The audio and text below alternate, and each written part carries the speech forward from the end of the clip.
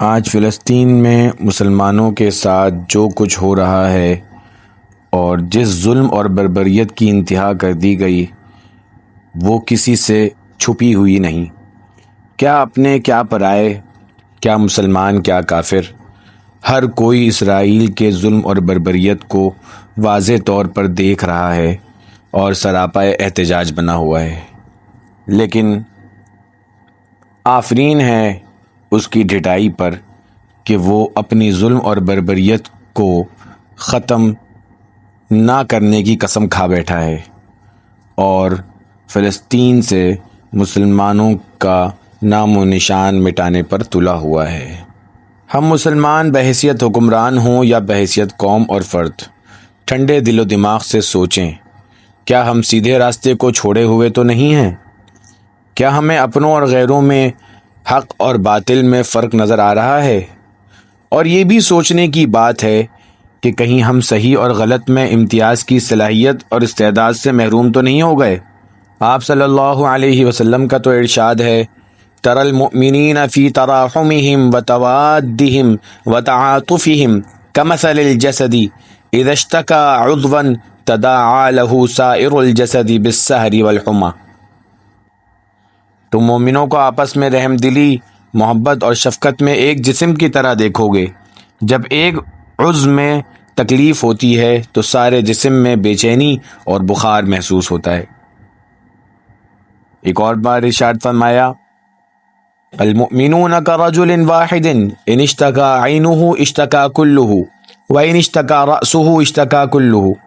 تمام مومن ایک شخص کی طرح ہیں، اگر اس کی آنکھ میں تکلیف ہوتی ہے تو پورا جسم تکلیف محسوس کرتا ہے، اور اگر اس کے سر میں تکلیف ہوتی ہے تو اس کا سارا جسم تکلیف محسوس کرتا ہے۔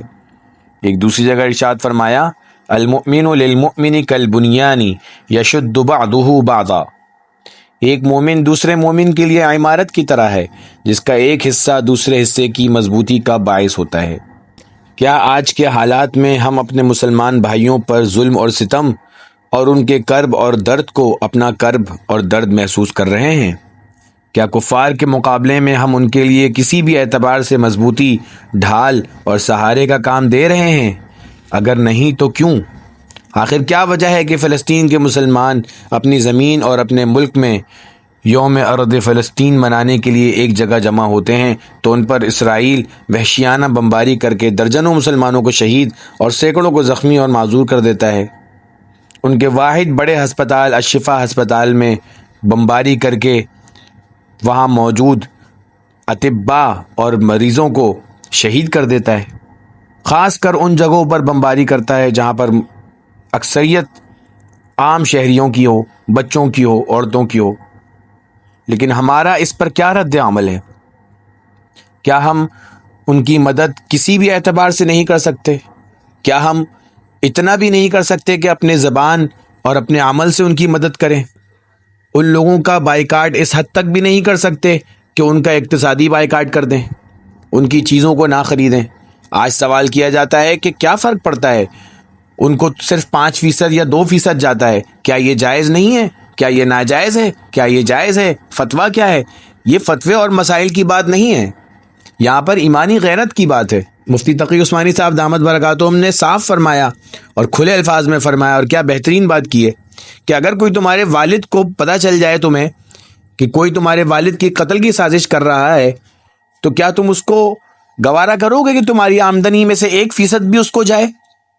تو یہاں پر بات کی جاتی ہے کہ 5% تو جا رہا ہے، 2% تو جا رہا ہے، اس سے کیا فرق پڑتا ہے؟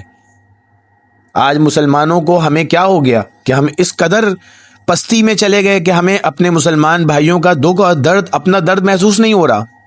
اللہ ہم سب کو، مسلمانوں کو اتحاد اور اتفاق کی توفیق عطا فرمائے اور ہمیں غیروں کا مکمل بائیکاٹ، مکمل اقتصادی بائیکاٹ کرنے کی توفیق عطا فرمائے، اور اپنے عمل سے، اپنی زبان سے، اپنی دعا سے جس قدر بھی ہم اپنے بھائیوں کی مدد کر سکیں اس کی ہمیں توفیق عطا فرمائے۔ وما علینا الا البلاغ۔